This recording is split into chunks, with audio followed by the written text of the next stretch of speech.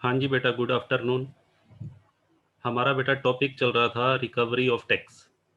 Recovery of tax में बेटा हम बात कर रहे थे मोड्स ऑफ रिकवरी की। ठीक है, तो मोड्स ऑफ रिकवरी में बेटा हमने सबसे पहला जो मोड है अंडर सेक्शन 222, इसमें मैंने दो मोड्स आपको बताए थे। हाँ जी बेटा, कौन कौन से दो मोड्स बताए थे? एक तो बेटा अंडर सेक्शन 222 और दूसरा बेटा बताया था अंडर सेक्शन 226। ठीक है, तो अंडर सेक्शन 222 जो रिकवरी की जाती है टैक्स की, पेनल्टी की या इंटरेस्ट की, बेटा वो किसके द्वारा की जाती है? By TRO, by the tax recovery officer. ठीक है जी, तो टैक्स रिकवरी ऑफिसर टैक्स के अमाउंट को या ब्याज के अमाउंट को कैसे रिकवर करता है, उसका प्रोसीजर क्या होता है बेटा, ये लास्ट क्लास में हमने कवर कर लिया था।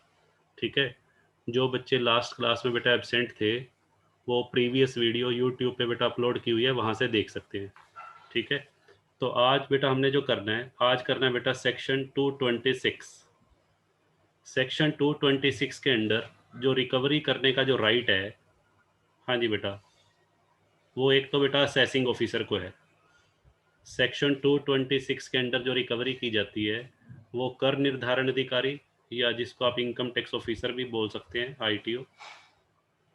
ठीक है, वैसे असेसिंग ऑफिसर ज़्यादा अप्रोप्रिएट वर्ड है, असेसिंग ऑफिसर आप लिखेंगे। और या फिर बेटा किसके द्वारा की जाती है? टीआरओ, टैक्स रिकवरी ऑफिसर के द्वारा। तो सेक्शन 222 का इस्तेमाल, ध्यान से सुनिएगा, सेक्शन 222 का इस्तेमाल असेसिंग ऑफिसर नहीं कर सकता। ठीक है जी, सेक्शन 222 का इस्तेमाल सिर्फ कौन करता है? Tax recovery officer. और सेक्शन 226 का इस्तेमाल बेटा दोनों कर सकते हैं, असेसिंग ऑफिसर भी कर सकता है और टैक्स रिकवरी ऑफिसर भी कर सकता है। तो कैसे सेक्शन 226 में रिकवरी की जाएगी, कौन कौन से मेथड्स होंगे रिकवरी के, चलिए डिस्कस करते हैं वन बाय वन।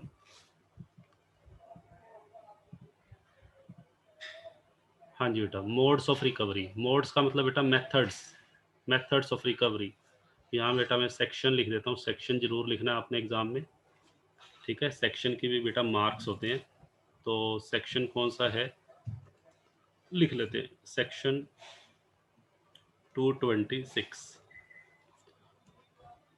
देखिए, सबसे पहला जो मोड है बेटा, अटैचमेंट ऑफ सैलरी। हाँ जी बेटा, सबसे पहला मोड क्या बताया गया यहाँ? Attachment of salary. इसका मतलब बेटा क्या है, सुनिए, ब्रैकेट में क्या लिखा हुआ है? Instructing the employer to deduct arrear from salary and pay to central government. देखो बेटा, इसको मैं एक एग्जांपल लेके समझाता हूँ। मान लीजिए बेटा, हाँ जी बेटा, ये कोई एसएससी है, मिस्टर एक्स। हाँ जी बेटा, ये कौन है? डिफॉल्टर एसएससी, मिस्टर एक्स बेटा डिफॉल्टर है। डिफॉल्टर का मतलब इसने सेक्शन 156 के अकॉर्डिंग, जो असेसिंग ऑफिसर ने इसको नोटिस ऑफ डिमांड इशू किया था, तो नोटिस ऑफ डिमांड में जो अमाउंट लिखा हुआ था उसने इसकी पेमेंट नहीं की, तो इनकम टैक्स डिपार्टमेंट ने बेटा इसको क्या डिक्लेयर कर दिया? डिफॉल्टर। अब इससे टैक्स की वसूली करनी है। ठीक है जी, सपोज करो इससे टैक्स की वसूली करनी है 2.5 लाख रुपए। 2.5 लाख रुपए इसका टैक्स, पेनल्टी और इंटरेस्ट का अमाउंट है। ठीक है बेटा, जो एरियर है, इसको मैं एरियर लिख देता हूँ। तो ये जो मेथड है, जो पहला मेथड है अटैचमेंट ऑफ सैलरी, इसमें क्या किया जाएगा? मिस्टर एक्स, सपोज करो बेटा एम्प्लॉई है, कौन सी कंपनी का? मैंने ले लिया रिलायंस का, रिलायंस लिमिटेड का बेटा ये एम्प्लॉई है। ठीक है जी, रिलायंस लिमिटेड की बेटा किसी ब्रांच के अंदर मिस्टर एक्स जो है वो एज एन एम्प्लॉई काम करता है। तो इनकम टैक्स डिपार्टमेंट या असेसिंग ऑफिसर क्या करेगा बेटा? असेसिंग ऑफिसर रिलायंस लिमिटेड से संपर्क करेगा। असेसिंग ऑफिसर किससे संपर्क करेगा? रिलायंस लिमिटेड। इसको एक नोटिस इश्यू किया जाएगा, भाई आपकी कंपनी में एक मिस्टर एक्स नाम का एक व्यक्ति है जो आपके यहाँ जॉब करता है और जो कि इनकम टैक्स डिपार्टमेंट के द्वारा डिफॉल्टर डिक्लेयर किया गया है, तो कृपया जो आप उसको सैलरी देते हो हर महीने, हर महीने जो मंथली सैलरी है उसमें से हमारा जो एरियर ऑफ टैक्स बनता है 2.5 लाख रुपए, कृपया करके वो हमें दे दो। इनकम टैक्स डिपार्टमेंट बेटा नोटिस इश्यू कर सकता है एम्प्लॉयर के पास, ठीक है जी। भाई इस असेसी का, मिस्टर एक्स का इनकम टैक्स डिपार्टमेंट की तरफ इतने रुपए बकाया बनते हैं, तो कृपया इसको वेतन देते समय उसके वेतन में से 2.5 लाख रुपए काट लिए जाएं।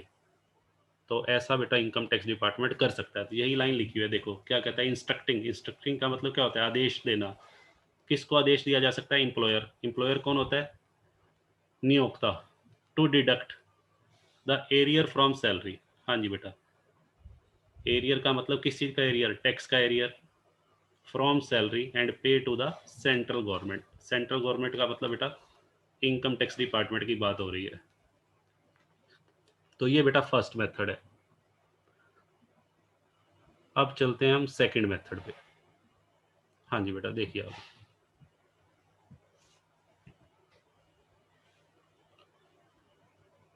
हाँ जी बेटा, सेकंड मेथड बेटा क्या है, रिकवरी फ्रॉम डेटर्स। हाँ जी बेटा, ये भी बहुत बढ़िया पॉइंट है। देखिए, रिकवरी फ्रॉम डेटर का मतलब बेटा क्या है, फिर से हम वही एग्जांपल ले रहे हैं। हाँ जी बेटा, मिस्टर एक्स डिफॉल्टर है। हाँ जी बेटा, असैसिन डिफॉल्ट। इसने बेटा क्या किया, मिस्टर एक्स के कुछ डेटर्स हैं जिनसे इसने पैसा लेना है। मिस्टर एक्स के बेटा क्या हैं, डेटर्स। ठीक है, डेटर्स बेटा कौन कौन हो सकते हैं, डेटर्स वो हो सकते हैं, अगर मिस्टर एक्स का सपोज करो बिजनेस है, तो जिसको भी इसने उधार माल बेचा हुआ है, क्रेडिट सेल की हुई है, जिसको बेटा इसने मिस्टर एक्स ने क्रेडिट सेल की है, वो डेटर हो सकता है। और बेटा डेटर कौन हो सकते हैं मिस्टर एक्स के, मिस्टर एक्स का सपोज करो किसी बैंक के अंदर अकाउंट है। कोई बैंक हो सकता है बेटा, बैंकिंग कंपनी कह लो या बैंक। जिस बैंक में मिस्टर एक्स का अकाउंट है और उस बैंक के अंदर मिस्टर एक्स का पैसा डिपॉजिट के रूप में पड़ा हुआ है, सेविंग अकाउंट या एफडी की फॉर्म में, तो वो भी तो बेटा बैंक जो है, वो बैंक मिस्टर एक्स का क्या कहलाएगा, डेटर। ठीक है, मिस्टर एक्स की कोई एफडी मैच्योर होने वाली है, तो ये बैंक उसका बेटा क्या बन गया, डेटर बन गया। अच्छा, पोस्ट ऑफिस हो सकता है, मिस्टर एक्स का कुछ पैसा पोस्ट ऑफिस की स्कीम्स में पड़ा हो। पोस्ट ऑफिस की बेटा बहुत सारी स्कीम्स होती हैं, सेविंग स्कीम है, मंथली इनकम स्कीम है, MIS स्कीम है, या पोस्ट ऑफिस के अंदर आप RD खुलवा सकते हो, रेकरिंग डिपॉजिट अकाउंट खुलवा सकते हो, या पोस्ट ऑफिस के NSC खरीद सकते हो। कहने का मतलब मिस्टर एक्स की बहुत सारा पैसा उसका हो सकता है पोस्ट ऑफिस में भी पड़ा हो, तो वो पैसा जो पोस्ट ऑफिस के पास है, ठीक है बेटा, वो मिस्टर एक्स के लिए, इसका मतलब पोस्ट ऑफिस वाले क्या हैं, डेटर ही तो हुए ना। जिससे भी हमने पैसा लेना हो वो हमारा डेटर है, तो पोस्ट ऑफिस भी एक तरह से डेटर हुआ। ऐसे ही बेटा कोई इंश्योरेंस कंपनी भी हो सकती है, मिस्टर एक्स ने इंश्योरेंस पॉलिसीज ली हुई हैं, तो इंश्योरेंस पॉलिसी ली हुई है तो बेटा उसने प्रीमियम भी डिपॉजिट करवाया होगा, तो उन पॉलिसीज की कोई ना कोई सरेंडर वैल्यू भी बनती होगी, तो वो सरेंडर वैल्यू भी जो इंश्योरेंस कंपनी से मिल सकती है मिस्टर एक्स को, वो भी बेटा एक तरह से डेटर ही हुआ। तो ये कहने का मतलब मिस्टर एक्स को जहाँ जहाँ से भी पैसा मिलने की संभावना है, credit sale, banking company, post office, insurance, ये सारे बेटा डेटर्स हैं। तो अब असेसिंग ऑफिसर क्या करेगा, मान लेते हैं मिस्टर एक्स का वही 2.5 लाख रुपया पेंडिंग है, तो उस 2.5 लाख रुपए की रिकवरी के लिए असेसिंग ऑफिसर इन सब से संपर्क कर सकता है। असेसिंग ऑफिसर किससे संपर्क कर सकता है, डेटर से संपर्क कर सकता है, किसी जिस बैंक के अंदर एक्स का अकाउंट है, या पोस्ट ऑफिस में, या इंश्योरेंस कंपनी से संपर्क कर सकता है, और इनको नोटिस इश्यू किया जा सकता है, भाई इस असेसी से, मिस्टर एक्स से हमने 2.5 लाख रुपए लेने हैं टैक्स के, और ये हमें दे नहीं रहा, और हमने रिकवरी करनी है, तो प्लीज़ आप जो है, आपके पास इस व्यक्ति का पैसा पड़ा हुआ है, ये रिकवरी हमें यहाँ से करने दो, और ये बेटा इनको देना पड़ेगा। ठीक है जी, क्योंकि ये गवर्नमेंट का नोटिस है, ये किसी प्राइवेट एजेंसी का नोटिस नहीं है, सेंट्रल गवर्नमेंट का, CBDT का, central board of direct tax का नोटिस है, तो ये पैसा बेटा देना पड़ेगा इनको। ठीक है, चलिए। हाँ जी बेटा, आगे चलते हैं नेक्स्ट पॉइंट पे।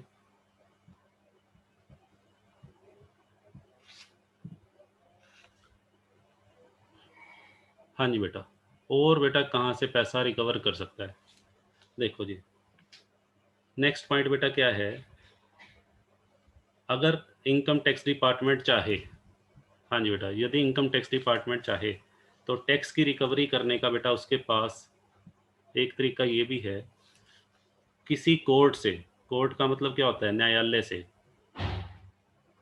इन हुज कस्टडी, जिसकी कस्टडी में किसका पैसा पड़ा हुआ है, डिफॉल्टर असेसी का। ठीक है, जैसे सपोज कीजिए, हाँ जी बेटा, फिर से मैं एग्जांपल ले रहा हूँ, ये बेटा मिस्टर एक्स है, और ये बेटा, ठीक है जी, ये मिस्टर एक्स की वाइफ है, मिसेज एक्स। हाँ जी बेटा, ये दो पार्टीज हैं। डिफॉल्टर कौन है यहाँ पे, जिसने इनकम टैक्स डिपार्टमेंट के पैसे देने हैं, वो डिफॉल्टर एक्स है, और मिसेज एक्स बेटा इसकी वाइफ है। ठीक है, मिस्टर एक्स और मिसेज एक्स, मिस्टर एक्स और मिसेज एक्स का कुछ साल पहले, मान लेते हैं 3 साल पहले डिस्प्यूट हो गया था, और जिसकी वजह से, इन दोनों के डिस्प्यूट की वजह से मिस्टर एक्स और मिसेज एक्स का डिवोर्स हो गया। किसी बात को लेकर बेटा इनका झगड़ा हो गया था, और वो झगड़ा कहाँ तक पहुँच गया, तलाक तक, डिवोर्स हो गया। डिवोर्स में ये मामला कोर्ट में चला गया। हाँ जी बेटा, कोर्ट ने दोनों का तलाक स्वीकार कर दिया, दोनों अपनी मर्जी से तलाक ले रहे हैं, जो भी कागजी कार्रवाई करनी थी वो सब हो गई। बट कोर्ट ने एक कंडीशन लगा दी। कोर्ट ने क्या कंडीशन लगा दी, कि मिस्टर एक्स, हाँ जी बेटा, मिस्टर एक्स कोर्ट के पास, मिस्टर एक्स कोर्ट के पास 10 लाख रुपए रखेगा। मिस्टर एक्स कोर्ट के पास कितने रुपए जमा करवाएगा, 10 लाख। और इस 10 लाख में से कोर्ट हर महीने उसकी वाइफ को जीवन निर्वाह के लिए, हाँ जी बेटा, इस 10 लाख में से हर महीने उसकी वाइफ को जीवन निर्वाह के लिए मान लेते हैं 25,000 रुपये दिए जाएंगे। ठीक है जी, कोर्ट ने ये निर्णय सुना दिया। ठीक, अब सुनो जी ध्यान से, डिवोर्स लिए हुए 2 साल हो गए, तो 2 साल का मतलब बेटा 24 महीने हो गए, 24 महीने हो गए इनका डिवोर्स हुए हुए। ठीक है, मान लेते हैं 2 ईयर्स हो चुके हैं डिवोर्स में। तो कोर्ट के पास कितना पैसा बचा हुआ होगा जो एक्स ने डिपॉजिट किया, एक्स ने बेटा 10 लाख रुपए, एक्स के पास थे 10 लाख रुपए जो उसने कोर्ट को दिए हुए हैं, और 25,000 इंटू 24, 6 लाख रुपए बेटा उसने, कोर्ट ने उसमें से किसको दे दिए, हाँ जी बेटा, कोर्ट 10 लाख में से 6 लाख रुपए मिसिज एक्स को दे चुका, उसकी वाइफ को। तो ये 4 लाख रुपए अभी भी बचा हुआ है। 4 लाख रुपए किसका पैसा है, मिस्टर एक्स का, जो कोर्ट के पास बचा हुआ है। ठीक है, तो ये मैं जस्ट एक एग्जांपल ले रहा हूँ, और भी कोई एग्जांपल हो सकता है इस तरह का। ठीक है, कोर्ट में बहुत सारे इस तरह के मामले आते रहते हैं, जिसमें कोर्ट की कस्टडी में बेटा कोई ना कोई पैसा असेसी का हो सकता है। मैं जस्ट एक एग्जांपल ले रहा हूँ। तो 10 लाख में से 6 लाख रुपए वाइफ को दे चुका है कोर्ट, 4 लाख रुपए कोर्ट के पास अभी भी पड़े हैं, और इनकम टैक्स डिपार्टमेंट को ये बात पता चल गई कि मिस्टर एक्स का इस कोर्ट के अंदर ये पैसा पड़ा है। तो उन्होंने क्या किया, उस कोर्ट से संपर्क किया जिस कोर्ट में मिस्टर एक्स का पैसा पड़ा है, और उसको एक नोटिस इश्यू कर दिया कि आपका इस, आपका जो ये पार्टी है मिस्टर एक्स, इसका पैसा आपके पास पड़ा है, और इसका इतने रुपए इनकम टैक्स डिपार्टमेंट की तरफ बकाया है, तो कृपया करके आप इसमें से उसको रिकवर करने दें। तो उसके पास, कोर्ट के पास बेटा नोटिस भेजा जा सकता है, किस चीज़ का, नोटिस ऑफ रिकवरी। तो एक मेथड बेटा ये भी है। आई थिंक क्लियर हो रही है सारी बातें ध्यान से। हाँ जी बेटा, चलिए आगे चलते हैं। अब देखिए नेक्स्ट पॉइंट। हाँ जी बेटा, नेक्स्ट पॉइंट क्या है, हाँ जी बेटा, नेक्स्ट पॉइंट है बेटा sale of movable property, sale of movable property by general और स्पेशल ऑर्डर। अब बेटा ध्यान से सुनिएगा, सेल ऑफ मूवेबल प्रॉपर्टी पहले भी हम कर चुके हैं टीआरओ के केस में। टीआरओ क्या होता है, tax recovery officer. Tax recovery officer भी मूवेबल प्रॉपर्टी को सेल करता है अंडर सेक्शन 222। ठीक है, बट उसको किसी से परमिशन लेने की जरूरत नहीं है। बट अगर असेसिंग ऑफिसर को वही काम करना है, सेक्शन हम रिकवरी की बात कर रहे हैं 226 की, और 226 की रिकवरी जनरली कौन करता है, असेसिंग ऑफिसर। अब असेसिंग ऑफिसर को रिकवरी करनी है, और वो मूवेबल प्रॉपर्टी को सेल करना चाहता है। किसकी मूवेबल प्रॉपर्टी, डिफॉल्टर की, movable property of the defaulter assessee. तो उसके लिए बेटा उसको चीफ कमिश्नर या कमिश्नर की परमिशन लेनी पड़ेगी, चीफ कमिश्नर और कमिश्नर की अप्रूवल के बिना। और अप्रूवल भी कैसा, अप्रूवल इन द का मतलब ऑर्डर, ये दो, चीफ कमिश्नर या कमिश्नर उसको ऑर्डर देगा।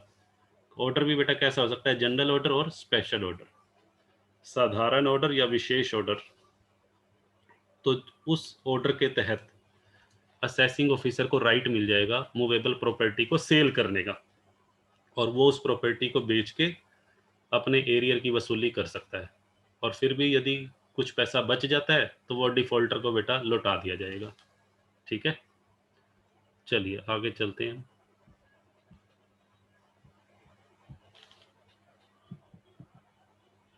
हाँ जी बेटा, नेक्स्ट क्या है बेटा, रिकवरी थ्रू स्टेट गवर्नमेंट। हाँ जी बेटा सुनिए, रिकवरी थ्रू स्टेट गवर्नमेंट, इसको पहले हम समझ लेते हैं। हाँ जी बेटा, पहली बात मुझे ये बताओ बेटा, इनकम टैक्स कैसा टैक्स है, कौन सी गवर्नमेंट लगाती है? हाँ जी बेटा, आपने पढ़ा हुआ है, इनकम टैक्स डायरेक्ट टैक्स है जो सेंट्रल गवर्नमेंट लगाती है। ध्यान से सुनना बेटा, इनकम टैक्स डायरेक्ट टैक्स है which is charge by the central government. ठीक है, अब कई बार क्या होता है, टैक्स की रिकवरी के लिए सेंट्रल गवर्नमेंट किससे संपर्क कर सकती है? सेंट्रल गवर्नमेंट बेटा स्टेट गवर्नमेंट से। ठीक है, जैसे मान लीजिए डिफॉल्टर असेसी। हाँ जी बेटा, ये डिफॉल्टर असेसी है मिस्टर एक्स। ठीक है, ये कौन सी स्टेट का रहने वाला है? मान लेते हैं बेटा ये करनाल का रहने वाला है। और करनाल बेटा कहाँ पर आता है? करनाल कौन सी स्टेट में आता है? हरियाणा में आता है। ठीक है, करनाल हरियाणा स्टेट में आता है। तो सेंट्रल गवर्नमेंट का एक डिपार्टमेंट है CBDT, central board of direct tax. ठीक है, central board of direct tax state government को एक नोटिस इशू कर सकता है। Central board of direct tax क्या करेगा, एक नोटिस इशू करेगा स्टेट गवर्नमेंट को, notice for recovery, recovery of tax from mister x. ठीक है जी, स्टेट गवर्नमेंट क्या करेगी, स्टेट गवर्नमेंट के पास जब बेटा वो नोटिस आएगा तो स्टेट गवर्नमेंट भी अपने बहुत सारे टैक्स वसूल कर दिए। स्टेट गवर्नमेंट के बेटा बहुत सारे टैक्सेस हैं, जैसे म्युनिसिपल टैक्स है, नगर पालिका कर, और भी बहुत सारे टैक्सेस होते हैं जो स्टेट गवर्नमेंट लगाती है। लैंड रिवेन्यू टैक्स, भूमि कर जिसको बोलते हैं, जमीन के ऊपर जो टैक्स लगता है लैंड रिवेन्यू। ठीक है, नगर पालिका जो टैक्स लगाती है म्युनिसिपल टैक्स।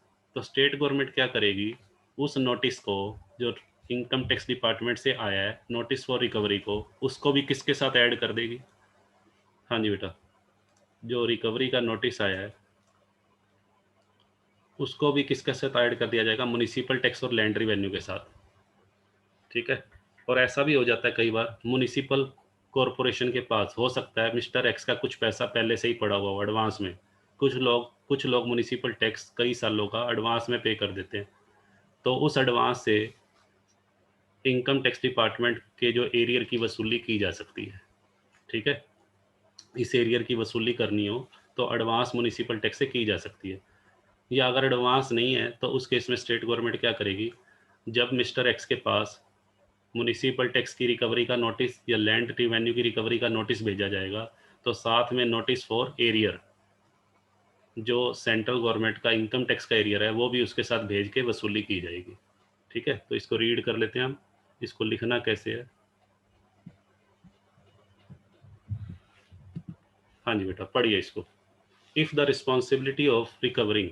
हाँ जी बेटा क्या कहता है, if the responsibility of recovering arrear of tax has been assigned, यदि इनकम टैक्स की रिकवरी की जिम्मेवारी किसको सौंपी गई है? स्टेट गवर्नमेंट को।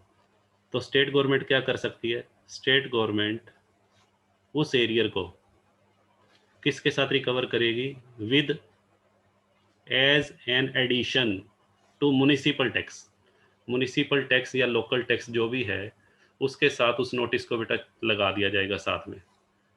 ठीक है, बाय द सेम पर्सन, और उस रिकवरी कैसे की जाएगी? By the same person and in the same manner as the municipal tax is recovered. जिस तरीके से म्युनिसिपल टैक्स की रिकवरी की जाती है, ठीक वैसे ही इस टैक्स को भी रिकवर किया जाएगा जो एरियर है। ठीक है बेटा, चलिए आगे बढ़ते हैं हम।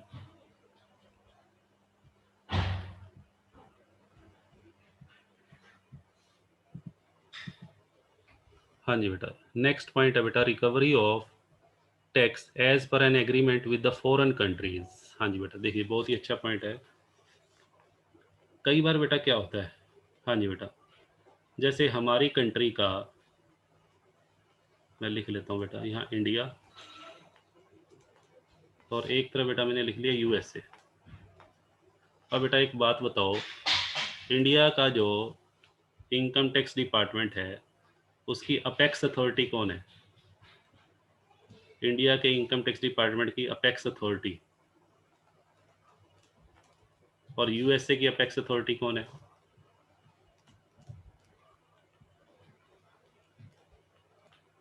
बताइए, चैट बॉक्स में लिखो बेटा। इंडिया की जो अपेक्स अथॉरिटी है वो बेटा CBDT, central board of direct tax, और यूएसए की अपेक्स अथॉरिटी है बेटा आईआरएस। आईआरएस की फुल फॉर्म है internal revenue service, internal revenue service. तो अब बेटा बीच में हम उसको ले आते हैं, सपोज करो, हाँ जी बेटा, कई बार इनके बीच में बेटा एग्रीमेंट हो जाते हैं। हाँ जी बेटा, एक कंट्री का जो टैक्स डिपार्टमेंट है दूसरी कंट्री के टैक्स डिपार्टमेंट के साथ क्या कर लेता है? एग्रीमेंट कर लेता है। किस चीज़ का एग्रीमेंट? हाँ जी बेटा, किस चीज़ का agreement? Agreement for recovery of taxes through defaulter. अगर कोई डिफॉल्टर व्यक्ति है उससे टैक्स की रिकवरी करनी है तो वो आपस में एक दूसरे की हेल्प करेंगे। अब मान लीजिए, हाँ जी बेटा, एक डिफॉल्टर है, हाँ जी बेटा, एक डिफॉल्टर है, वही ले लेते हैं मिस्टर एक्स। हाँ जी बेटा, ये मिस्टर एक्स डिफॉल्टर है।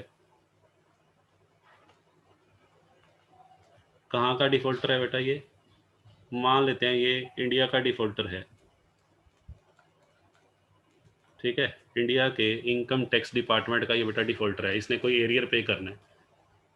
और ये बेटा कहाँ पर भाग गया? ये बेटा चला गया यूएसए में। इंडिया का जो डिफॉल्टर है बेटा वो यूएसए में है इस टाइम, और यूएसए में उसकी बहुत सारी प्रॉपर्टीज़ है। हाँ जी बेटा, कहाँ पर है ये इस टाइम? एट प्रेजेंट यूएसए में, ठीक है। और यूएसए में बेटा उसकी बहुत सारी प्रॉपर्टीज़ हैं जिसको रिकवर करके टैक्स की वसूली की जा सकती है। जैसे आपको पता है पीछे बहुत सारे इंडिया के अंदर स्कैम हुए हैं, नीरव मोदी ने स्कैम किया, विजय माल्या का हो गया, ठीक है, विजय माल्या का स्कैम हो गया, नीरव मोदी का स्कैम, और भी बहुत सारे स्कैम्स हैं जिसमें डिफॉल्टर क्या करते हैं, अपनी कंट्री को छोड़ के दूसरे देशों में चले जाते हैं, लंदन में चले गए, यूएसए में। तो इंडिया का जो इनकम टैक्स डिपार्टमेंट है सीबीडीटी, वो क्या करेगा? टैक्स की रिकवरी करने के लिए यूएसए के income tax department IRS, internal revenue service, उसके साथ उसका पहले से ही क्या हुआ है एग्रीमेंट, उसके पास एक नोटिस भेजा जाएगा, ठीक है। सीबीडीटी क्या करेगा? एक बेटा नोटिस इश्यू करेगा, ठीक है जी, नोटिस कह लो या एक सर्टिफिकेट बनाएगा या स्टेटमेंट बनाएगा, भाई मिस्टर एक्स से टोटल कितना पैसा रिकवर करना है। मान लीजिए मिस्टर एक्स से टोटल 2 करोड़ रुपया लेना है, रिकवर करना है, तो 2 करोड़ रुपए का नोटिस भेजा जाएगा किसके पास? Internal revenue service department of USA के पास। और ये डिपार्टमेंट क्या करेगा बेटा? यूएसए का ये डिपार्टमेंट उस व्यक्ति को पहले तो खोजा जाएगा, उस व्यक्ति को देखा जाएगा कि वो यूएसए में कहाँ पर है, ठीक है, पहले तो उसको ढूंढा जाएगा, और उसको ढूंढने के बाद फिर उसकी प्रॉपर्टीज़ का पता लगाया जाएगा, यूएसए में इस व्यक्ति के नाम से कौन कौन सी प्रॉपर्टीज़ हैं, उन प्रॉपर्टीज़ को बेचा जाएगा, और प्रॉपर्टीज़ को बेच के बेटा टैक्स की रिकवरी की जाएगी। और वो टैक्स की रिकवरी करके, ठीक है बेटा, जैसे 2 करोड़ रुपए रिकवर करने थे, 2 करोड़ रुपए सपोज करो आईआरएस ने रिकवर कर लिए, ठीक है, तो उसमें से बेटा जो भी उनका खर्चा हुआ है वो खर्चा काट लेंगे। सपोज करो 2 करोड़ में से बेटा एक, सपोज करो 5 लाख खर्च हो गए, 5 लाख रुपए खर्चा हो गया किसका? इंटरनल रिवेन्यू सर्विस डिपार्टमेंट का। तो 2 करोड़ में से बेटा 5 लाख खर्च करके बाकी कितने बचे? 1 करोड़ 95 लाख रुपए जो भी होगा वो किसको सेंड कर दिया जाएगा? सीबीडीटी को, ठीक है जी। तो इस तरीके से बेटा रिकवरी की जाती है। बिल्कुल इसका उल्टा भी हो सकता है, रिवर्स। रिवर्स का मतलब डिफॉल्टर असेसी कहाँ का है? डिफॉल्टर असेसी यूएसए का है, और वो भाग के कहाँ पर आ गया? इंडिया में आ गया। तो यूएसए का जो डिपार्टमेंट है वो सीबीडीटी को नोटिस भेज सकता है कि भाई हमारी कंट्री का एक डिफॉल्टर आपके देश में आया हुआ है, कृपया करके उससे हमने जो टैक्स की वसूली करनी है उसमें उसको वसूल करने में हमारी मदद करें। तो central board of direct tax को बेटा मदद करनी पड़ेगी, क्योंकि ये जो एग्रीमेंट होता है बेटा, ये एग्रीमेंट वन साइडेड एग्रीमेंट नहीं होता। इस एग्रीमेंट को कौन सा एग्रीमेंट बोलते हैं? बाइलेटरल। बाइलेटरल का मतलब क्या होता है? हमेशा द्विपक्षीय होता है, द्विपक्षीय, वन साइडेड नहीं होता, द्विपक्षीय, यानी कि म्यूचुअल, एक दूसरे की वो पारस्परिक आपस में एक दूसरे की हेल्प करेंगे ही करेंगे। ठीक है जी। तो इसको बेटा लिखना कैसे है आप देखिए।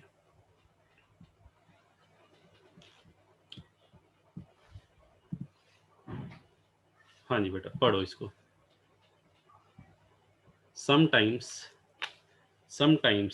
an agreement is entered into by central government with the country of any other country for recovery of income tax under income tax act and the corresponding law in that country। ठीक है। Under income tax act बेटा जैसे हमारा अभी मैंने बताया CBDT है, central board of direct tax, और कोरस्पॉन्डिंग लॉ।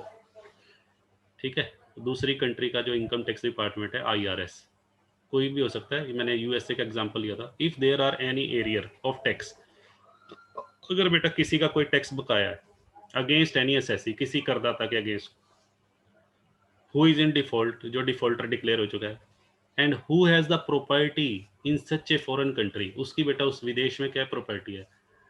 ठीक है। जैसे नीरव मोदी है, नीरव मोदी की प्रॉपर्टी है, या विजय माल्या की प्रॉपर्टी है लंदन में या यूएसए में, तो वहाँ के बेटा डिपार्टमेंट के पास नोटिस भेजा जाएगा। तो टीआरओ क्या करेगा? टीआरओ या असेसिंग ऑफिसर में फॉरवर्ड ए सर्टिफिकेट, एक सर्टिफिकेट बनाएगा specifying the amount of arrear, जिसमें ये लिखा जाएगा कि डिफॉल्टर से कितना पैसा लेना है। ठीक है। द बोर्ड में देन टेक नेसेसरी एक्शन, उसके बाद दूसरी कंट्री का जो बोर्ड है, दूसरी कंट्री का जो डिपार्टमेंट है इनकम टैक्स डिपार्टमेंट, वो बेटा नेसेसरी एक्शन लेगा। ठीक है। चलिए आगे चलते हैं। सिंपल सिंपल बातें हैं देखो, इसको ज़रूरी नहीं है बेटा आपने ऐसे का ऐसे लिखना है, अपनी लैंग्वेज में लिख सकते हैं जैसे आपको कंफर्टेबल है। बिल्कुल बेटा इसका रिवर्स भी हो सकता है, जैसे ये लिखा हुआ है देखो, similarly the government of foreign country, foreign country की बेटा जो गवर्नमेंट है वो किसके पास नोटिस भेज सकती है? सीबीडीटी के पास। किस चीज़ के लिए? For recovery of any tax. ठीक है।